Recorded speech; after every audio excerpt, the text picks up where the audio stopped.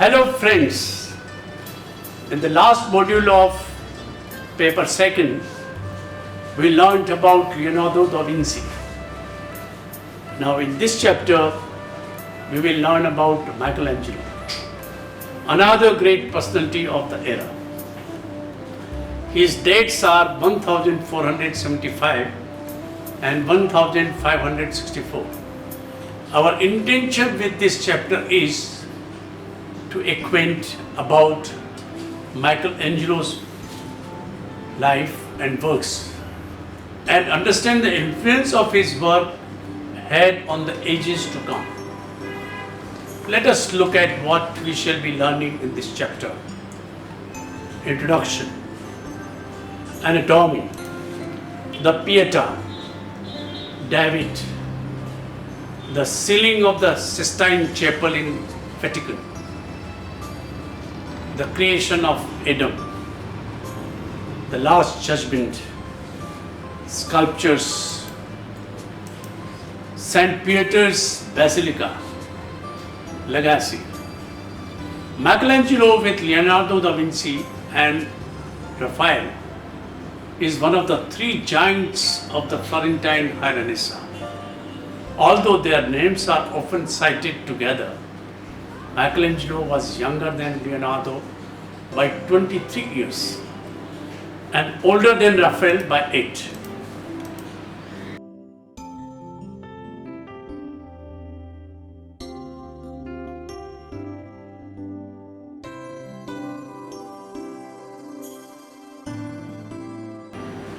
Michelangelo 1475 to 1564 was born in Tuscany, town of the Caprese, in a poor Florentine family.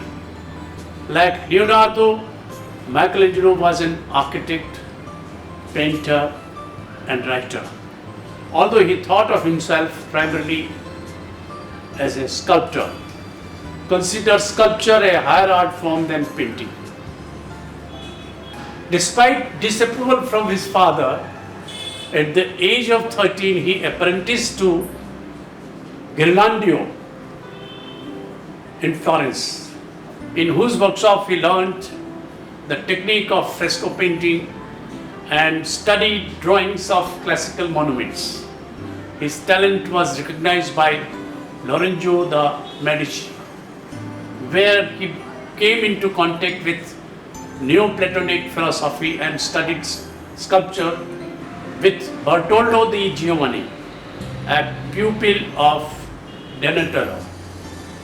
His influences were the most monumental of his Florentine predecessors, especially visiting the Brancesi Chapel, making drawings of Masaccio's fresco. After the Medicis were expelled from Florence, Michelangelo traveled to Bologna, and then in 1496 in Rome. His primary works were sculpture. In these early years, his Pietà 1497 made his name, and he returned to Florence, a famous sculptor. Here he produced his David 1501 to 1504. In 1504, Pope Julius II summoned Michelangelo back to Rome and commissioned him to design Julius' own tomb. Due to quarrels between Julius and Michelangelo and many other demands on the artist's time, the project was never completed. Although Michelangelo did produce a sculpture of Moses for the tomb. Michelangelo's next major commission was the ceiling of the Sistine Chapel in Vatican, 1508 and 1512.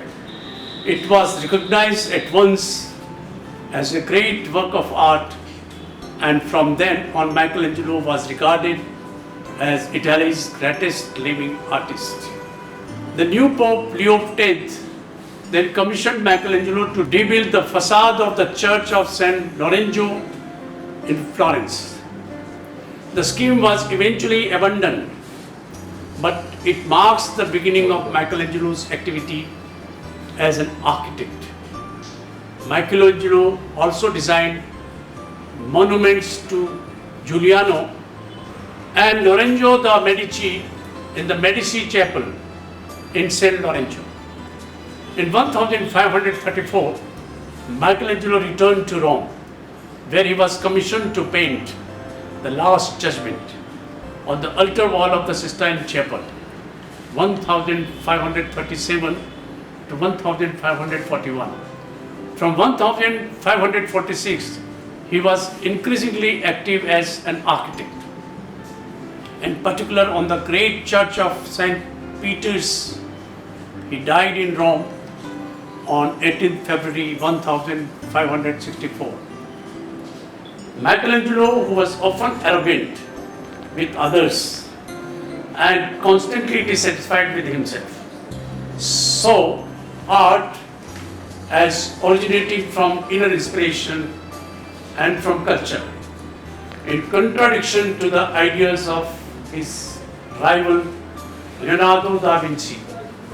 Michelangelo saw nature as an enemy that had to be overcome. The figures that he created are forceful and dynamic, each in its own space, apart from the outside world.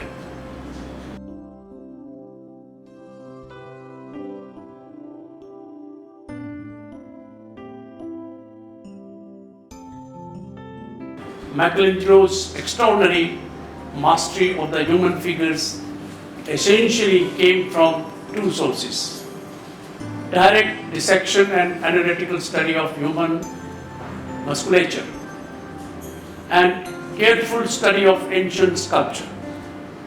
His lifelong interest in anatomy began with his participation in public dissections in his early teens, when he joined the court of Lorenzo de Medici and was exposed to its physician-philosopher members. By the age of 18, he began to perform his own dissections. His early anatomic interests were revived later in life when he aspired to publish a book on anatomy for artists, to collaborate in the illustration of a medical anatomy text that was being prepared by Pechua. Anatomist Rialdo Colombo, 1516 to 1559. Through the skillful use of pain hatching, he models the nude in light and imbues it with a monumental plasticity.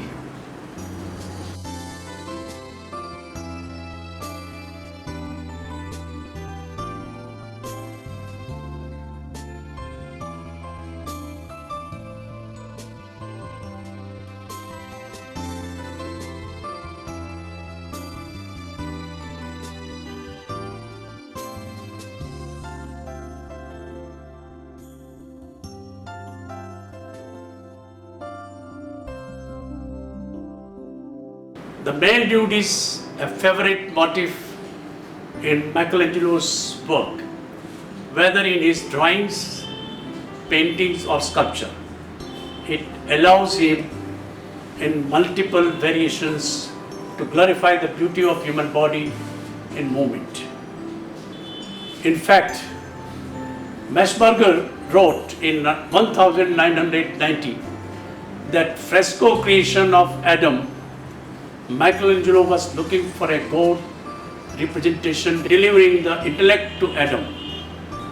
Once the image in which gods involved resembles very much with a brain.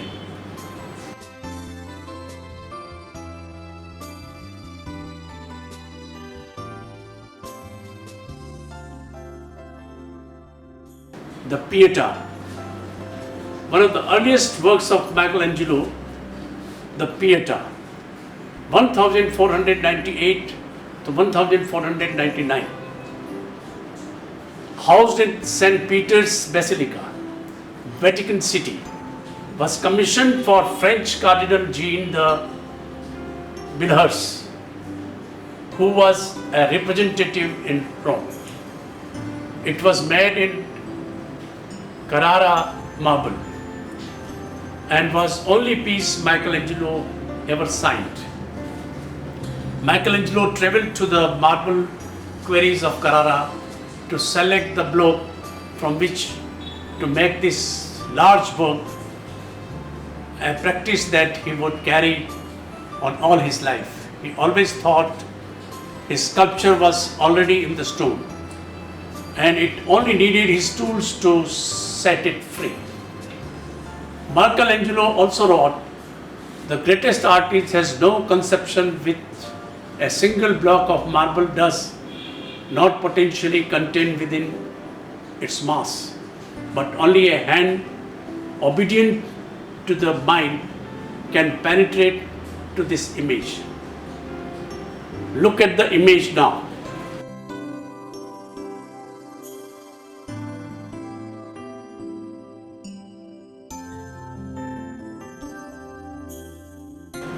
Young Mary mourns the dead Jesus, and both are contained in a pyramidal space on an oval space. Mary and Jesus are formally and psychologically interrelated, so that one hardly notices Jesus' relativity. Small size compared with Mary's massive form. The zigzag of Jesus' body blends harmoniously with Mary's legs and voluminous drapery folds. Mary's left hand repeats the movement of Jesus' left leg. She inclines her head forward as Jesus tilts, and the slow curve of her drapery on the left is repeated by Jesus' limp right arm. His right hand folds so that his fingers enclose and continue the prominent drapery curve between Mary's legs. In addition to the formal rhythms uniting Mary and Jesus, Michelangelo makes them appear to be about the same age. He thus creates an emotional and formal bond between the two figures who, though separated by death, will eventually be reunited as king and queen of heaven. David. In 1501, Michelangelo worked on the David sculpture after coming back to Florence. It was so admired that the city council instead placed it in the principal city square next to the Piazza del Signory, the seat of Florence government. There it stood as a reminder of Florence's republican status, which was briefly reinstated after the expulsion of the powerful Medici oligarchy in 1494. As you see, the figure is tense and watchful. He is represented at a moment before the battle, and so does not stand on the head of slain Goliath. His creased forehead and his strained neck and torso muscles betray apprehension as he sights his adversary. Look at the little tree trunk supporting the David. It's a reminder of the ancient Roman copies of the Greek statuary and evokes the classical past. It embodies the unique ideal of the athletic man nude. The emotional power of its expression and his concentrated gaze are entirely new. Slingshot over his shoulder and a rock in his right hand, Michelangelo's David knits his brow and stares into space, seemingly preparing himself psychologically for the danger ahead. A mere youth confronting a gigantic, experienced warrior, no match for his opponent in experience, weaponry, or physical strength. Michelangelo's powerful David stands for the supremacy of physical overmight, a perfect emblem for the Florentines who had recently fought the forces of Milan, Siena, and Pisa, and still faced political and military pressure. The ceiling of Sistine Chapel in Vatican. Michelangelo was initially reluctant to undertake the frescoes. He considered himself a sculptor, but had to budge to the strong-minded Pope.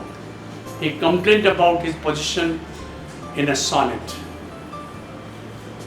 Brush splatterings make a payment of his face. I am not a painter. He finally agreed. However, he designed the scaffold himself and worked on the ceiling and the window lunettes from 1508 to 1512. And the results were extraordinary. And Michelangelo established a new and remarkably powerful style and Renaissance painting. 9 main narratives occupy the center of barrel vault. Michelangelo painted the scenes in which God recognizes the universe. The 3 Adam and Eve scenes depict the creation, temptation, and expulsion from Eden. The 3 Noah scenes show both God's destructive power and his willingness to save humanity from total annihilation. When viewers stand at the entrance opposite the altar wall, the ceiling scenes appear right side up and are read beginning with the earliest creation scene at the greatest distance.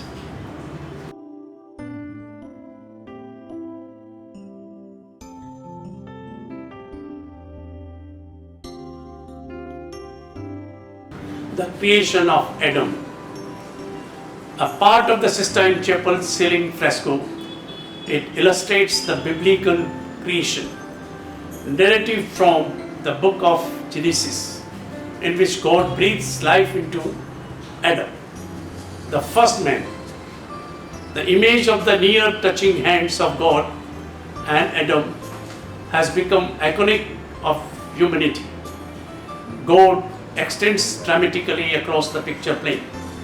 He is framed by a sweeping dark red cloak, also thought of as the brain look above, containing a crowd of nude figures, including a woman identified by some scholars as Eve, who looks expectantly over his left shoulder. In contrast to the vibrant energy of God, Adam reclines languidly on the newly created earth, for he has not yet received the spark of life from God's touch. Michelangelo's interest in landscape was minimal compared with his emphasis on power inherent in the human body, especially the torso. Whether clothed or nude, Michelangelo's muscular figures, rendered in exaggerated contrapposto, are among the most monumental images in Western art. The Last Judgment. After Michelangelo completed the Sistine ceiling, he went back to Florence to work for the Medici family. In 1534, on the order of Pope Paul III, he returned to Rome to create the Last Judgment on the altar wall of Sistine Chapel. The fresco has been debated as to which style does it belong to. Some attribute it to last Renaissance, while others put it as belonging to the Mannerist period. Both views might be true, as the two styles share common grounds, but it can be safely said that it developed beyond the High Renaissance. The picture is divided horizontally into three levels, which correspond roughly the three planes of existence. At the top is heaven. In the lunettes, angels carry the instruments of Christ's passion, the crown of thorns, the columns of the flagellation, and the cross. In the center, below the lunettes, Christ is surrounded by a glow of light. He raises his hand and turns toward the damned. Mary crouches beneath his upraised right arm, and crowds of saints and martyrs twist and turn in space, exhibiting the instruments of their martyrdom. In the middle level, as the sound of the last trump blown by angels in the lower center, saved souls ascend towards heaven's Christ light, our left, while the damned descend into hell on Christ's left. At the lowest level, the saved climb from their graves and they are separated from the scene of hell on the lower right by a rocky river bank. Michelangelo's hell is a new conception in Christian art, drawing on classical imagery. The boatsman of Greek mythology, Charon, ferries the damned across the river Styx into Hades. At the far right corner, the monstrous figure of the Minos has replaced Satan and is intervened by a giant serpent. In contrast to Giotto's Last Judgment, which, except for hell, is orderly, restrained, and clear, Michelangelo's is filled with overlapping figures whose twisted poses, radical contrapposto, and sharp foreshortening energize the surface of the wall. In Giotto's conception, actual tortures are confined to hell, and Michelangelo's tortuous movement pervades the whole work. That this mood reflects the artist himself, as well as troubled times, is evident in the detail of Saint Bartholomew, the Christian martyr who was flayed alive. He brandishes a knife and displays a flayed skin containing Michelangelo's self-portrait. St. Peter's Basilica. In 1546, Michelangelo was appointed architect of St. Peter's Basilica, Rome, and replaced Bramante. He built upon the plan of Bramante and developed his ideas for a centrally planned church, strengthening the structure both physically and visually. The dome, not completed until after his death, has been called by Minister Fletcher the greatest creation of the Renaissance. In his late years, Michelangelo was less involved with sculpture and along with painting and poetry, more with architecture, an area in which he did not have to do physical labor. Legacy. One of the credible things to point out here is that he was the first Western artist whose biography was published while he was alive. That is not enough.